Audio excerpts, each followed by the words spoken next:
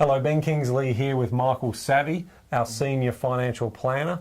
Michael basically leads our financial planning division, and we're here to talk about equities and obviously the markets in a financial planning sense. We were here this time 12 months ago when we were looking at the outlooks for 2013. It's been a reasonable year for equities. Yep, it's been a great year for equities actually. So we've seen super balances and super returns have probably been the best in the last few years. Nice double-digit numbers. Yeah, so we're obviously a recovery off our bottoms of 2008 and 09 through the heart of the GFC. Right. Yep. Look, the recovery over the last 12 months has been good, and that's driven in partly because the interest rate cuts. So a lot of investors and especially retirees chasing the yield, and also a lot of the fund managers and the experts pricing in future earnings growth. So what they call the PE expansion. So that's been the key drivers in our market. Excellent. So let's do a bit of a global story because, you know, Australia is still part of a global economy and we're very reliant on our trading partners and so forth. So let's start with the US. Obviously, the story in the US is going to be about quantitative easing and it's going to be about debt ceilings. Where do you see the markets and where do you see the American economy going from this point forward? I think the debt ceiling, touch wood, I think we've gone through that enough that I think that the markets have sort of become used to it. So hopefully we can ignore some of that. So the fears of defaults and those types of things. Yep. Versus the tapering, which is a real issue, and the big issue will be on how they unwind the tapering itself, whether it's going to be an orderly unwind or it's going to be an unorderly.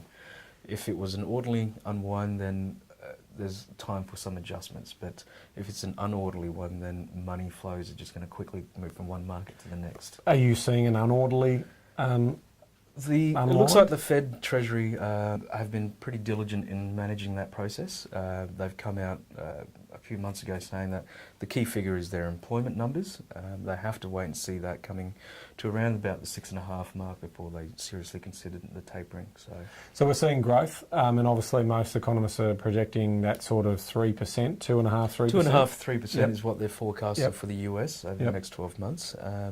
So what we're really waiting for is the employment and I guess the income in the main street as opposed to the profits in the Wall Street. Okay, so let's jump across now to China and look at the Asian region and where do you see things at in Asia? China is still in the process of adjusting their economy, moving away from export orientation to more consumer base. They're also conscious of their inflation level, so they're managing the shadow banking systems and the numbers that are there as well. Having said that, they are forecasted to have a little bit of growth next year. They were targeting 7.5 this year, and miraculously they're probably on track close to that. So next year will be they're forecasting around about 8.4. So whether or not they do that will very much depend on how they go with the transition in their portfolio. So it's a changing story for China. It's less reliant on exports and more reliant on obviously the domestic economy. That's right. They're trying to move away from that export, especially given what's happened over the last 5 years. So when your biggest customers disappear, they were proved to be vulnerable to that. So getting their domestic economy to be self-supporting has been a focus for them. And they've got a huge war chest, obviously, in their surpluses and the cash reserves that they've got. So they've got a few strings in their bow, a few tricks, so to speak. They've still got plenty of reserves in there. And whilst they're targeting the 7.5 and it's not the glamorous 8-10s that we saw previously, a lot of they're still investing a lot of money into the infrastructure. So, and that's been reflected in the iron ore prices still. Demand for those things because they are building the railway networks and the trains and the buildings. Planning for the future. That's right. Yeah, basically nation building, which is fantastic. That's right. Let's look at Europe. Any debt worries over there that we need to be mindful of in 2014? I think with Europe, no news is good news a lot of the times. Agreed. And we certainly had a look at this time last year. Greek bonds were double digits. They're now around about the 8% mark.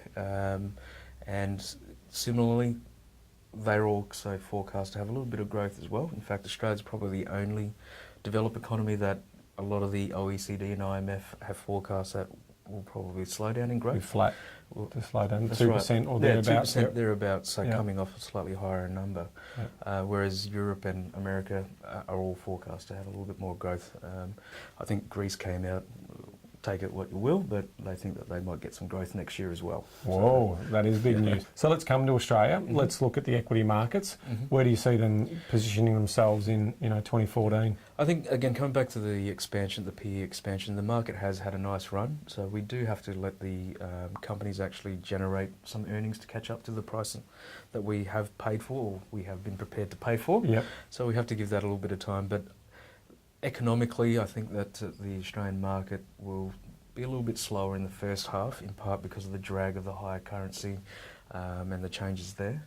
But the impact of the interest rate cuts going all the way back to November 2011 should start flowing through later in the year. So what's the big story for Australia? Obviously, it's business confidence. Business confidence is key because I think at the moment people are still concerned about their jobs, especially in the non-mining areas. Job security. Yep. So once the business confidence picks up and the business lending starts to pick up, consumer sentiment will pick up. Will follow through. Yep, and we'll see retail spending, and which creates jobs in the real economy. So obviously we're seeing a tapering in regards to the capital expenditure in the mining sector is coming off. So we need to re-engineer that. That's right. Look, I mean, the fiscal policy and the monetary policy that's being put in place, obviously the Liberals are a little more conservative about what they want to spend, but monetary policy is about right, in my view, in terms of where we see. I think a few years ago we placed a lot of our clients in the US market, partly because of their currency position and also what they were doing with the interest rates. Fast forward 3-4 years, I think Australia is in that position, in the same position. We've brought our interest rates lower. Our currency will hopefully come back down a little bit further with the tapering. That will hopefully occur at some point. Both of those should, one, drive the demand domestically and also our competitiveness internationally.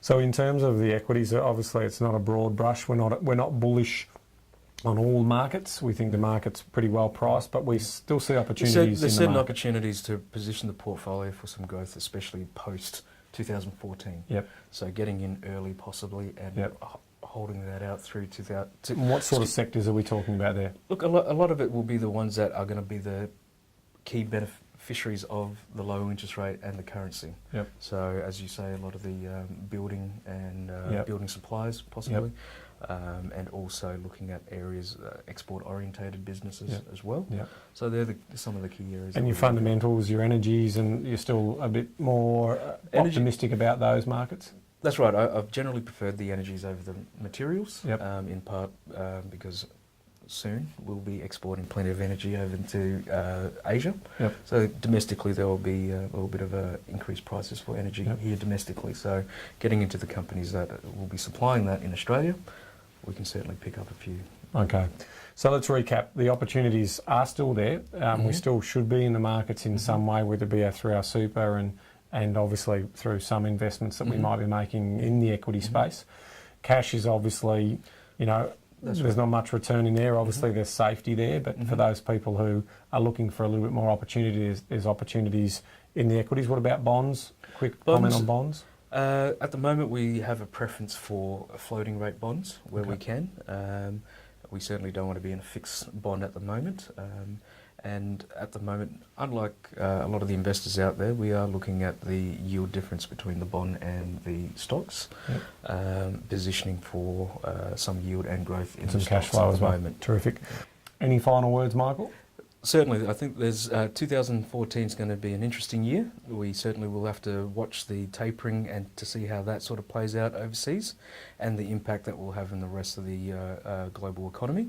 So there still are opportunities. We just need to be a little bit more selective. Fantastic. Thanks very much for your time. No problem, Ben.